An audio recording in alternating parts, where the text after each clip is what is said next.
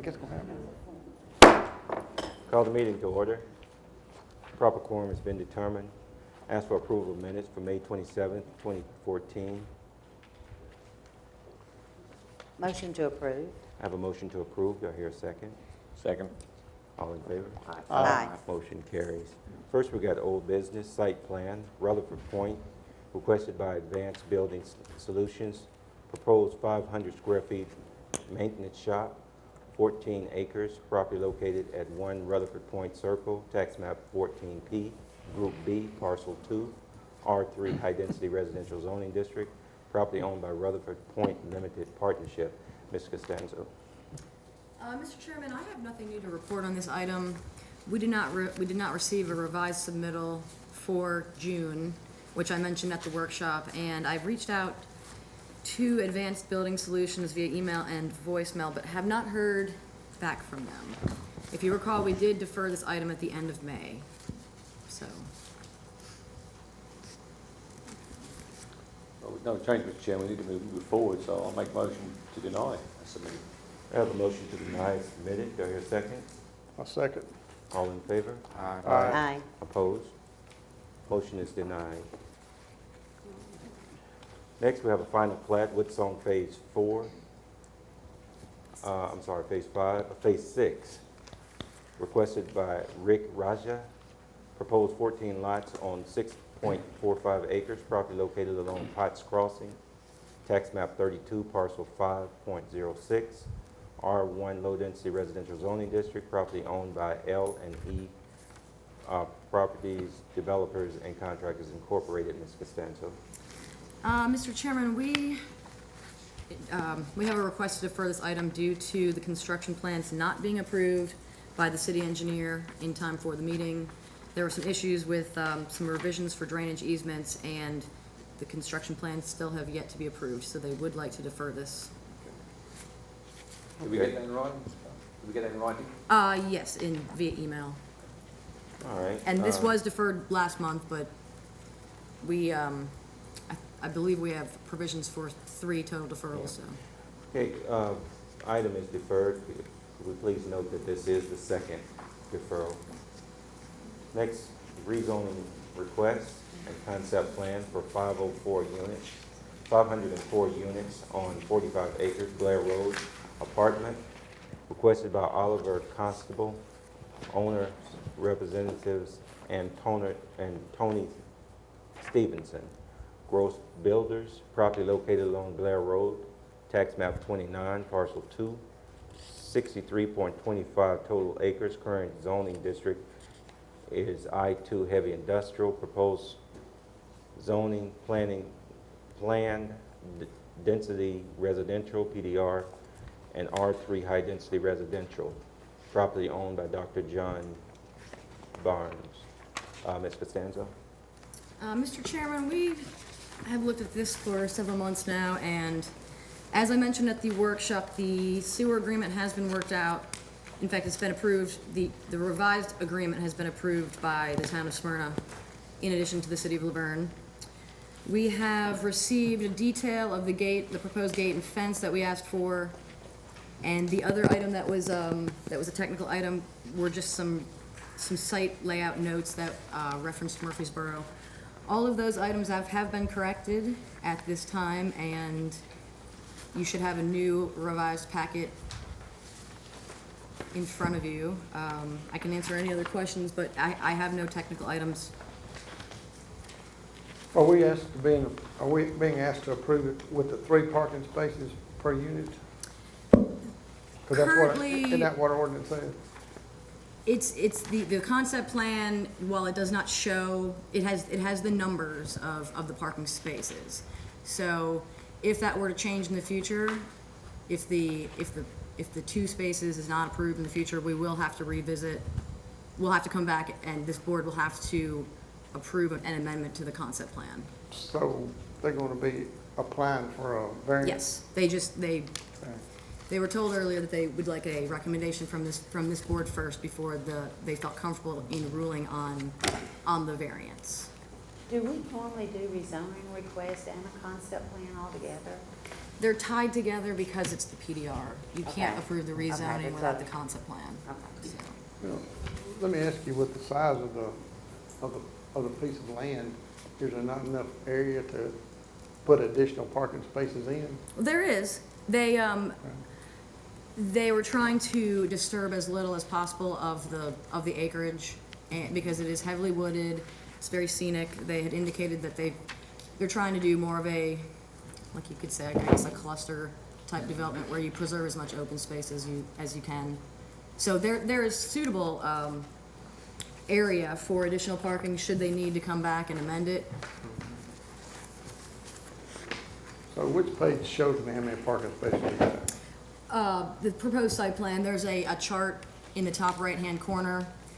It says there should be 992 spaces proposed.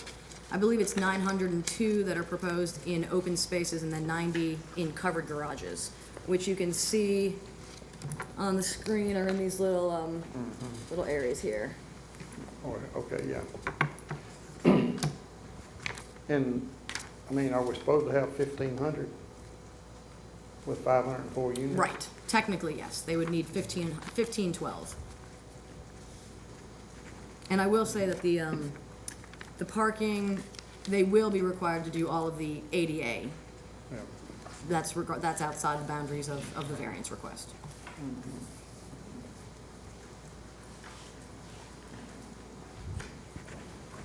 Well, my concern would be was if any of those occupants have guests, I mean, they're gonna be parking in someone else's spot that lives there.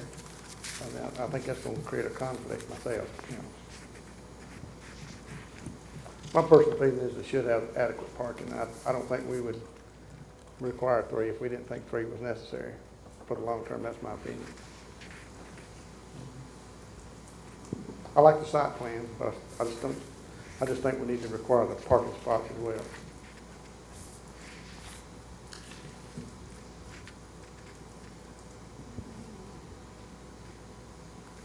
Do we have someone here from the Railroad Department? Yes. Please step to the podium.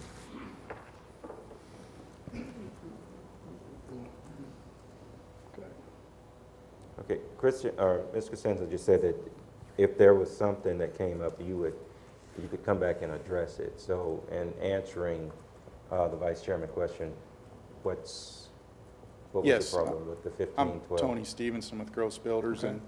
and we did ask for a variance earlier today, and they felt they needed some input from this body and before they would feel comfortable moving on that. But with that said, our company's been in business since 1916, and multifamily is our bread and butter. That's what we do. I act as a general contractor for our company, and we work everything from acquisition all the way to management. We actually have management people that in-house that manage the property. So we're very sensitive to the parking issue. We feel that 2 is adequate. This is 45 acres of a 63-acre tract. As Kristen mentioned, we would have the room to do it. It's not our desire to do it. We don't feel it's necessary based on our experience. And, you know, it's a sensitive subject for us because if people don't have a place to park when they come home from work or for the evening, they're not going to stay there. So we're very sensitive to that. We feel that the 2 is adequate, but if there was a larger requirement, there is room to do it. It's just not our desire. Well, let me ask you a question. Yes, sir. If you've done other projects like this, could you give an example of where one is and how the parking's worked out if it's 504 units in it? I mean, you have others that have 504 units. Yes, with- we have with one 900 in, With 900 parking spots. yes, we have one in Murfreesboro. That's actually where my office is, so I'm there every day. And there are 504 units. Well, I mean, if you got experience in it, I just No, like to no, know. it's a I'd like fair to know a little question. bit about it, you know, yeah. And actually, at that location, we have 1.97 spaces. That project's been built for 5 years. We, you know, study as our residents leave for whatever reason. We do exit interviews, and parking has never been an issue for us. We feel like we provide adequate parking, and even beyond that, what we've found is the parking adjacency. Where that parking spot actually is much more important for a happy resident, because they want to come home and want everything convenient. That's part of apartment living.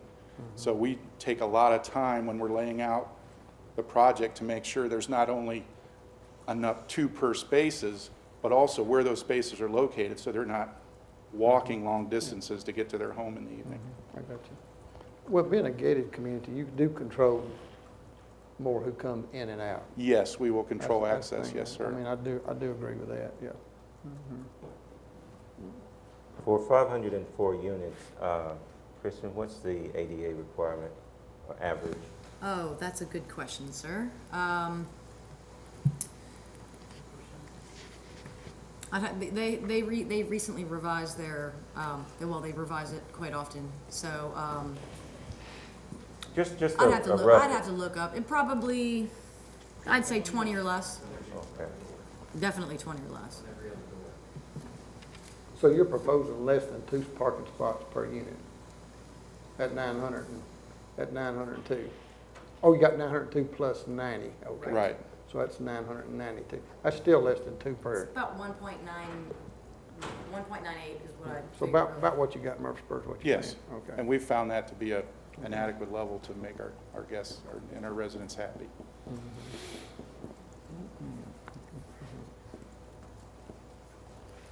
Are you mostly doing 2 or 3 bedroom units, or? Well, we build, in this project, we have 5% 3-bedroom, 5 to 6, and we have 60% 2-bedroom, and then 35% of the 1-bedroom.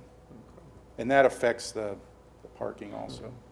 In your experience on the 1-bedroom, do you have usually 1 person renting or 2 in a 1-bedroom? Usually- 1 vehicle or 2, I'm just curious. You know, it varies. Usually that's a 1-person scenario. There occasionally is 2. And a lot of times in the 2-bedroom, we have 1 person that likes to have an office or a guest room and a bedroom. So we see the gambit. We have a lot of seniors that live with us that, you know, like to have the extra bedroom for friends and family when they come to visit. And they have a, you know, kind of a carefree lifestyle. If this was granted, and let's just say, do you have a contingency? Let's say you rent all 104 units. Do you have a contingency if there's other room needed or other spaces needed? A lot of times what we'll do is do what we call land bank parking. We'll have areas that if for some reason there's an anomaly and the 2 doesn't seem to be working for whatever reason, there are areas where we could increase the parking. But to my knowledge, in all of our years of building apartments, we've never had to do No, it that. was just hypothetical. I was just Yeah. thinking, is there a contingency plan? There is, and we have a lot of green space, and it's our intention that it makes a nicer project having that green space. If it became an issue of parking, we could take up some of that green space. But we feel comfortable that the 2 will work adequately and we can still maintain that green space. So really, basically what we got here is, it's all gonna be privately owned. You're gonna have to satisfy your tenants for them to Yes. stay and Yeah, to come. or we won't be Or you won't be successful, right? successful, Yes, that's sir. okay. So if parking gets to be an issue, you're gonna have to fix it. That's correct. Okay. Yeah. Okay. That's what I was getting at. Well, thank you, Yes. thank you. I'm just curious. That's just my opinion about you. I just want to see what your thinking was on it, okay? Because I figured you had some good experience at it. Well, yeah, and I have a list of our projects and what the level of parking are. We're very sensitive to it, too. It's an important part Yeah. of keeping people happy, because they will be mad.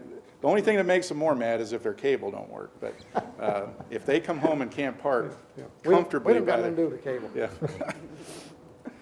Mr. Chairman, I'd like to say, if this was a public or the city would assume some of the streets, I would have a major issue with the parking the way it's laid out.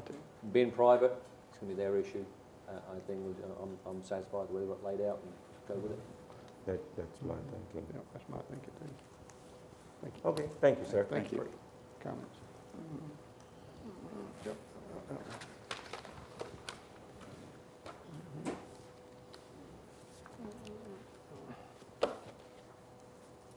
Okay, so currently, we're voting on a rezoning request and concept plan for this, this area. Do I hear a motion on this? That's the question. Does the motion have to be contingent upon the variance or just what it sits right now? In other words, because they are asking for a variance next month, I believe. So, At least for the agenda purposes, right now, the motion that's been presented before the board is to accept the request of the rezoning and the concept plan. Nothing is dealing with the contingency as the variance to be as submitted by the applicant. And then thereafter, they would still have to go and seek their variance from the Board of Zoning Appeals. And if the way I understand it, speaking with the city planner, is that if the Board of Zoning Appeals does not grant their variance request, they'd more than likely have to come back and submit a revised or amended concept plan, which would have to come back through the Planning Commission. Okay. okay, it said motion to accept. I have a motion to accept. Do I hear a second? I'll second. Well, motion to send a favorable recommendation. And second, all in favor? Aye. Aye. Opposed? Motion carries. Thank you. Next, we have new business. Site plan for gray recycling requested by Don Hubert. Proposed 1,345 square feet temporary job trailer, 14.2 acres, property located at 151 Jefferson Pike, tax map 18K, Group B, parcel 25.01, I-3 Special Industrial Zoning District, property owned by Recycling Partners LLC. Mr. Costanza. Mr. Chairman, we just had 3 technical items that had to deal with, that we had to discuss at the workshop. However, some legal issues were brought up that staff and the legal representative for the city we're still sifting through it, so we have a request to defer this item while the research is being done. Okay. Items deferred, and this is the first deferral. Next, we have an amendment to the municipal zoning ordinance as it pertains to the R3 high-density residential district, requested by Walter O'Shea, the Hines Group. Mr. Costanza. Okay, Mr. Chairman, we discussed this the last few months with Mr. O'Shea from the Hines Group. And before you have the ordinance where we've amended it's only for single detached dwellings. You'll see where the new minimum lot size area is proposed to be 3,000 from 15. The per family for single detached is 3,000. The single detached lot width is 40. And we amended the setbacks to 15 feet for single detached for the front, 5 feet for the side, and 15 for the rear. And there is a percentage change under the maximum lot coverage as well. And in section 2, I added a provision to allow for the 40-foot frontage as opposed to the 50. These are all provisions that we discussed in detail at the workshop, but if you have any specific questions, I'd be happy to answer them.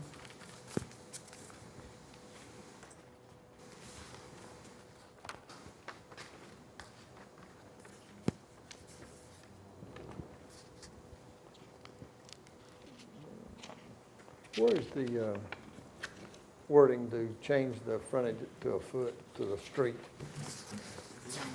You know, we're changing from 50 Right, foot. that's in under section 2 on the second page. It's Article 3, 3.030, lot must abut a dedicated or Yes. public street. And it's generally 50 feet. Of course, it's 30 for cul-de-sacs.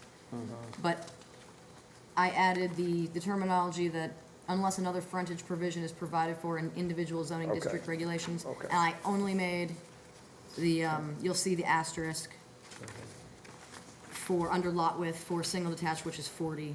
So Yeah, I that got it would only apply in that instance. Okay.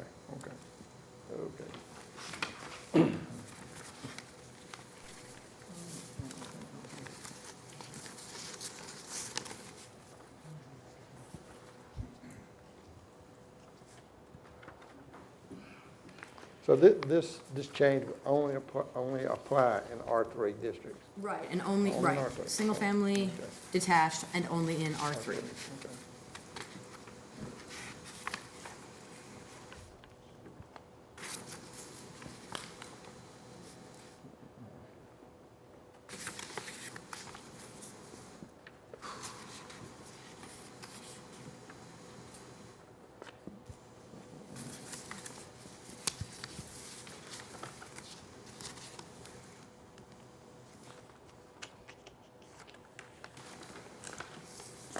Any other questions?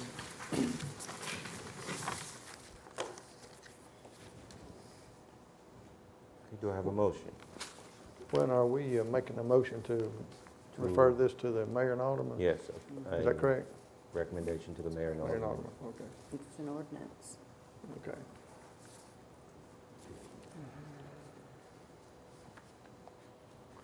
Mr. Chairman, I'll make a motion to send a favorable recommendation to the mayor and board of aldermen. I have a motion for favorable recommendation. Do I hear a second?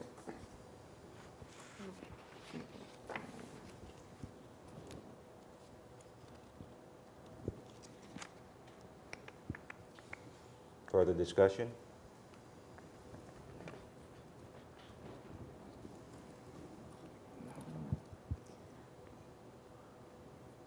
In this development, do you have the numbers on condos versus what Mr. O'Shea wants to do? As far as what has been approved to be What built? has, yes, and what Um, this would reduce to? You know, I'll defer to him because he actually has a few phases and he's got all the numbers. Okay. And so if you'd like to speak on that, Mr. O'Shea. Yes, Yes. Mr. O'Shea, could you listen?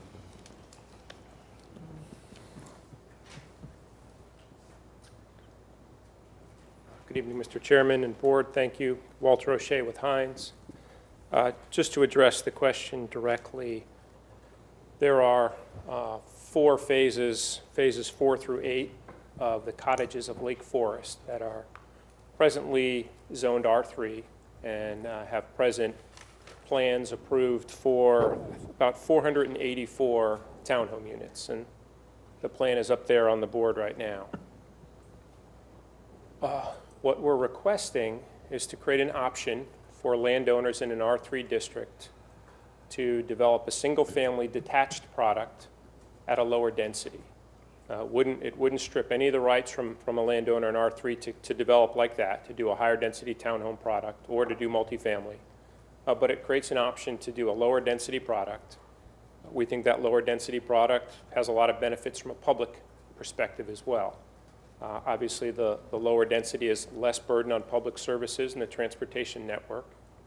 And we think the lower density product would likely be at a higher price point and a better quality product. So therefore, you're going to get a higher tax base per each individual unit in there. So the site plan that we had prepared, the conceptual plan, based on a 40-foot wide lot, reduces that density from 484 units down to 232 units. So cutting it, by more than 50%. And again, each one of those homes is multiple trips per day on the road network, as well as other public services. So our goal is to be able to develop a higher quality product there, at a higher price point, at a much lower density. And this modification to the zoning code will facilitate that. And that's the reason I would support it. That's exactly the reason I support it, because even though the density is there, they're going to be cutting it in less than half of what it could be. And those have already been planned as well. Right. So, Already been approved? yes. Yes. And so we have a motion, and I'll second. Okay, I have a motion and probably second. All in favor? I do a roll call. Let me You're ask wrong. one question. Okay. The workshop, we talked about, there's only 3 or 4 or 5 other areas that are zoned like this throughout the city, so I guess the only fear is opening up something down the road, but we're really minimizing how many areas are, so. And also, I think in the area where, I think it's going to do nothing but increase property value in the area where he's talking, what you're proposing here, so. Am I correct, it's 4 or 5 other areas? There's of all of the R3 parcels that are left in the city, there's only one that's sizable, and that's on Blair Road. It's 125 acres. Everything else is 12 acres or less.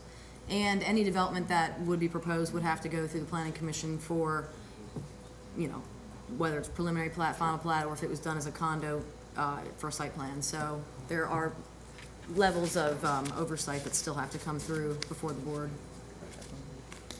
And the hope is that this would open up an avenue that they would take the less denser route, I shall say. Well, that'd be my hope anyway.